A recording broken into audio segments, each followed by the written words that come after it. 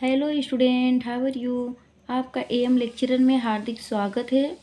देखिए फ्रेंड, परिवार और विवाह से संबंधित प्रश्न जो आपके टीजीटी पीजीटी में आने वाले हैं, यह मोस्ट इम्पोर्टेंट है जो आपके एग्ज़ाम में आएंगे। देखिए पहला क्वेश्चन, देखिए परिवार के गुण हैं। तो फ्रेंड, परिवार के गुण क्या हैं? मनोरंजन का उत्तम साधन, सामान्य जीवन स्तर, गोपनीय स्थान की स्थिति, कुरीतियों का प्रोत्साहन। तो फ्रेंड, इनका गुण, परिवार का जो गुण है वह मनोरंजन का उत्तम साधन है। मनोरंजन का उत्तम साधन है। देखिए अगला क्वेश्चन, परिवार का गुण नहीं है। अब आपको ये बताना है कि इसमें गुण नहीं है, परिवार का गुण नहीं है। व्यक्तिवाद पर प्रबंध, पीढ़ियों के ज्ञान का स्थानांतरण और सामाजिक नियंत्रण, सामाजिक समस्याओं की देखरेख। तो फ्रेंड, ये जो है व्यक्तिवाद पर प्रबंध, ये भी गुण है। पीढ़ियों के ज्ञान का स्थानांतरण, ये भी परिवार का गुण होता है। सामाजिक नियंत्रण भी होता है, लेकिन सामाजिक समस्याओं की देख रेख नहीं होती है। इनका यह गुण नहीं है कि सामाजिक समस्याओं की देख रेख करना। यही सही आंसर है।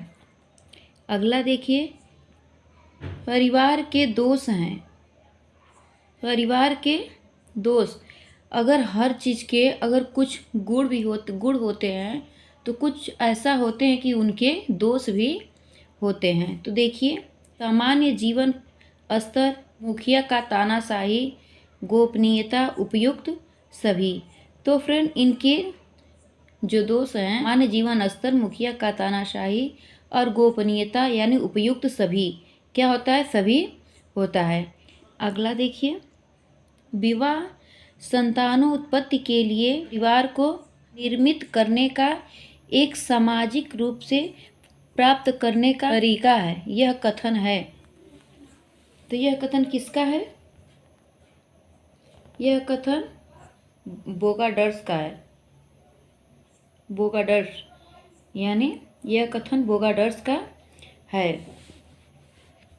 अगला देखिए, अपने जाति में विवाह न करके जो दूसरे गोत्र में या जाति में विवाह करता है वह कहलाता है। तो वह इंडोगामी कहलाता है, हाइपोगामी कहलाता है, एक्सोगामी कहलाता है, और ए और बी दोनों। तो फ्रेंड, जो अपनी जात विवाह न करके दूसरी जाति में विवाह अगर जो संपन्न करता है उसे कहते क्या है, यही आपको बताना है। तो उसे एक्सोगामी कहते हैं। इसको एक्सोगामी कहते हैं। एक्सोगामी मतलब क्या होता है? जो अपनी जाति में न होकर अगली जाति में शादी करता है, यानी बाहर वाले में शादी करता है, उसे एक्सोमी कहते हैं। हाँ फ्रेंड, अगला देखिए, अमीर घराने का लड़का निम्न घराने की लड़की से शादी करता है, वह विवाह कहलाता है। तो फ्रेंड, आपको यह बताना है कि अगर अमीर घर का लड़का है और अमीर घर का लड़का निम्न घराने की लड़की से शादी करता है तो वह विवाह कहलाता है। तो बताइए कि वह कौन सा विवाह कहलाता है? प्रतिलोम विवाह, हाइपोगेमी, हाइपरगेमी, इनमें से सभी। तो फ्रेंड बताइए, तो इसमें से हाइपरगेमी कहलाता है। हाइपरगेमी कहलाता है। अगला देखिए, छोटे कुल की लड़की बड़े कुल के लड़के से विवाह करता है तो वह कहलाता है। अगर छोटे कुल की लड़की है, बड़े कुल का लड़का है, तो वह विवाह करता है तो वह कौन सा विवाह कहलाता है? आप लोग को ये बताना है, क्योंकि सेम है। ये ऊपर वाला क्वेश्चन देखिए, ये आया हुआ है, एक बार इस तरह से आया है, एक बार इस तरह से आया है। यह पेपर में आया हुआ है फ्रेंड, देखिए। तो इसे हाइपरगेमी विवाह कहते हैं, यानी इसे अनुलोम विवाह भी कहते हैं। ए और सी दोनों, इनमें से कोई नहीं। तो फ्रेंड, इसमें से क्या है? तो इसमें से हाइपरगेमी विवाह यानी अनुलोम विवाह कहलाता है। अगला है, जब उच्च परिवार की लड़की निम्न परिवार के लड़का से विवाह करता है तो वह हाइपोगेमी कहलाता है यानी प्रतिलोम विवाह कहलाता है। अगला देखिए फ्रेंड, जब एक लड़के और लड़की का गोत्र एक ही हो तो वह विवाह कहलाता है। तो एक्सोगामी, हाइपरगामी, हाइपोगामी, इंडोगामी। तो फ्रेंड यह जो है इंडोगामी कहलाता है। इंडोगामी मतलब क्या होता है, जो अपने कुल के अंदर ही रह करके विवाह करता है उसे इंडोगामी कहते हैं। अगला है, मनुस्मृति के अनुसार विवाह के प्रकार हैं। तो मनुस्मृति के अनुसार विवाह के कितने प्रकार हैं?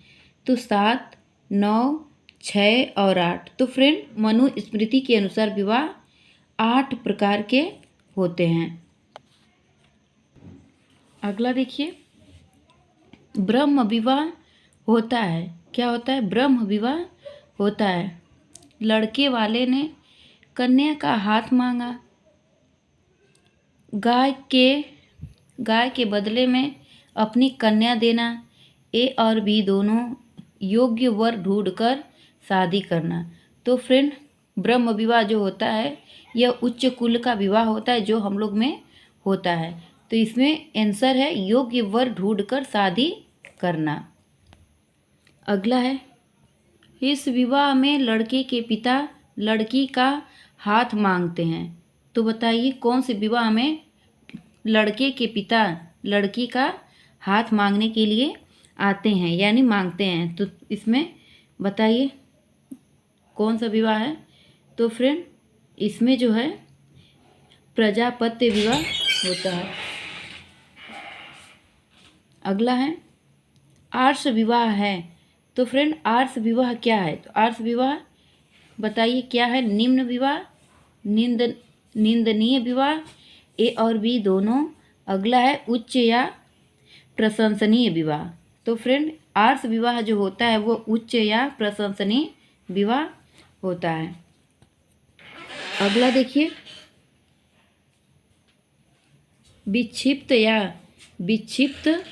विक्षिप्त या उन्माद महिला से विवाह करना कहलाता है। तो यह पैशाच विवाह कहलाता है। यह पैशाच विवाह कहलाता है। अगला देखिए, किस विवाह में कन्या को बेचा जाता है? तो किस विवाह में कन्या को बेचा जाता है? तो इसमें जो है आसुर विवाह में कन्या को बेचा जाता है। आसुर विवाह में कन्या को बेचा जाता है। जबरदस्ती भगाकर विवाह कहलाता है, उसे राक्षस विवाह कहते हैं। उसे राक्षस विवाह कहा जाता है। देखिए फ्रेंड अगला क्वेश्चन, जिसमें लड़का और लड़की अपनी सहमति से विवाह करते हैं वह विवाह कहलाता है। इसमें समझ लीजिए जो भी लड़का और लड़की अपनी सहमति से शादी विवाह करते हैं उसे कहते हैं राक्षस विवाह, पैशाच विवाह, दैव विवाह, गंधर्व विवाह। तो उसे गंधर्व विवाह कहते हैं कि जो आजकल के ज़माने में हो रहा है फ्रेंड, उसी शादी को गंधर्व विवाह यानी प्रेम विवाह यानी उसे प्रेम विवाह भी कहते हैं। आप लोग मेरी वीडियो पूरा देखें उसके लिए बहुत बहुत धन्यवाद। Thank you.